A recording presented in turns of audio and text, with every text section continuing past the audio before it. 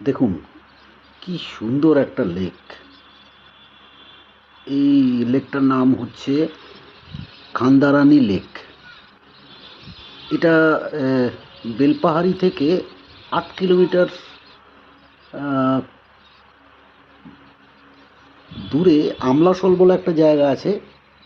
এই আমলাশোলের ভেতরে পড়বে আর কি, 8 কিলোমিটার ভেতরে ঢুকতে হবে। একটু অফরোডিং আছে।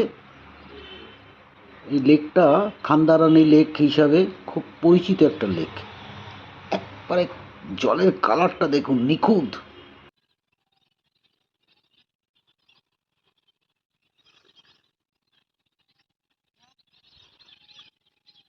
অদ্ভুত জায়গাটা।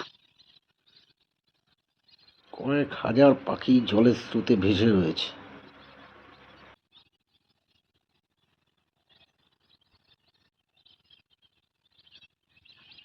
এই পাড়ে আমার গাড়িটা ওই যে দূরে দেখা যাচ্ছে।